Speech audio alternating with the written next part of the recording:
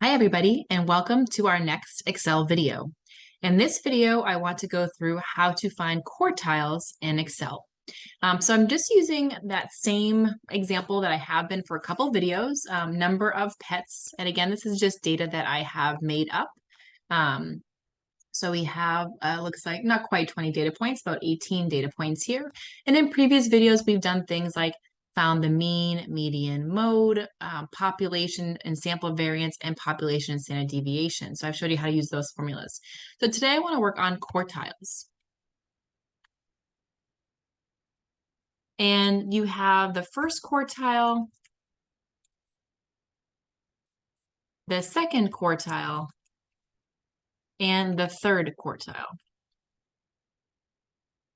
Basically, a quartile is something that breaks things into quarters, so about 25% chunks. So the first quartile is the lower 25%. The second quartile is the 50% mark.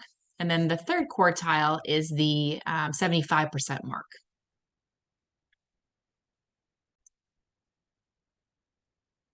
So in this video, I will show you how to find all three quartiles. It's actually pretty interesting because there are different ways to find the quartiles, different formulas, and they're all accepted. So there are some slight differences in formulas that are considered to be correct. So you may notice, again, if you're doing some research online or researching how to find quartiles, or if you've learned something a little bit different from high school or even middle school, for instance, there's more than one way to find a quartile. And sometimes the answers do vary slightly from each other depending on the method used, but they are all considered acceptable. And Excel actually has two different ways to calculate quartiles. So let me show you what it looks like. I'm going to start by clicking the equal sign. Actually, I'm going to do it in this cell over here. And if you start typing in quartile, you'll see a couple different options come up. And basically, Excel has two options. They have quartile.exe and quartile.inc. And they are actually both considered correct and accurate. So you really could use either one of them. The last one here, when you see this little triangle, it's because it's for an older version of Excel. So I'm not going to use that one. Basically, quartile EXC excludes endpoints when calculating the quartiles, whereas quartile INC includes endpoints when calculating quartiles. So they're both considered correct. It's just a matter of how you want to do it.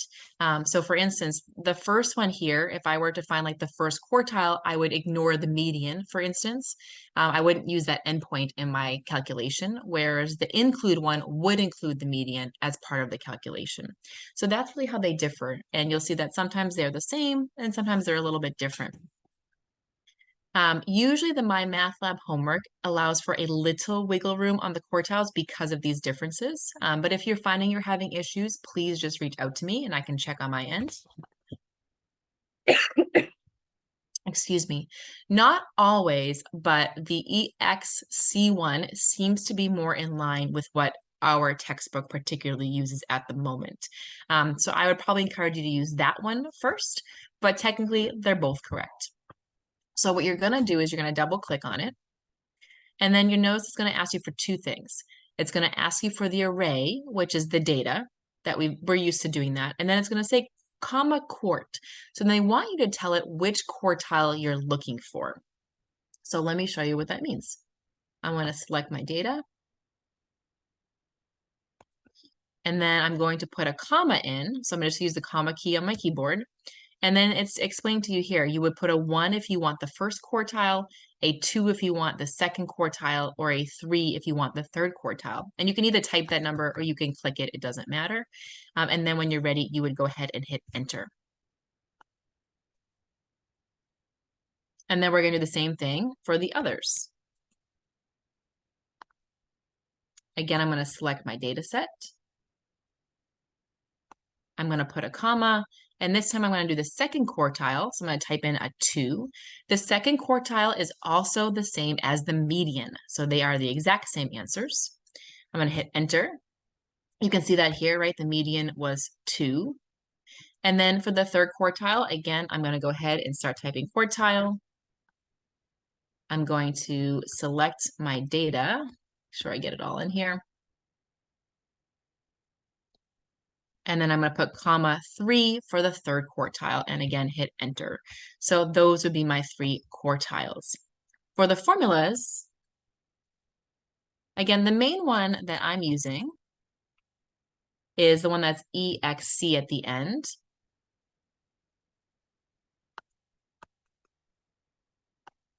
And then just don't forget that you are clicking if you want the 1, the 2, or the 3 for the third or fourth, quartile.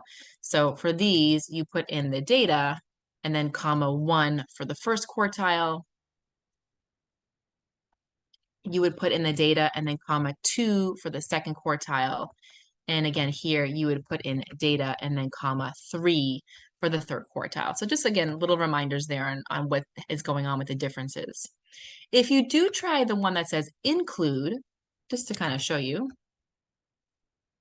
you notice that sometimes you get the same answers and other times you may not. So I would do the same process, comma 1 for the first quartile. So I still get the value 1 there.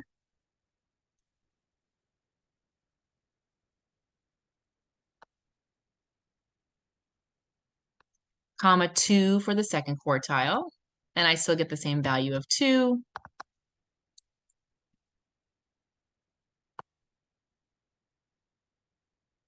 And then comma 3 for the third quartile. Oops. Let's see. Oh, let's undo that. So I'm going to hit the back arrow button. Let's try that again. Equals quartile, include. Let's select my data again. All right, let's make sure I hit a comma and then 3 for quartile. And I'm going to go ahead and click enter. And then here you see a slight difference, right? We get 4.5 instead. So with this formula here, we're using the median as one of our values in the calculation when we're counting towards the third quartile, whereas here we're not. So that's the difference. Again, they're both considered correct. So neither one is actually wrong. They're just different ways to do it. Your book, again, I believe is more in line with this strategy right here. So that's the one I would probably recommend that you use, but technically both are correct. And usually there's enough wiggle room on my math lab to allow for both answers. But if you're finding issues, and just reach out and let me know.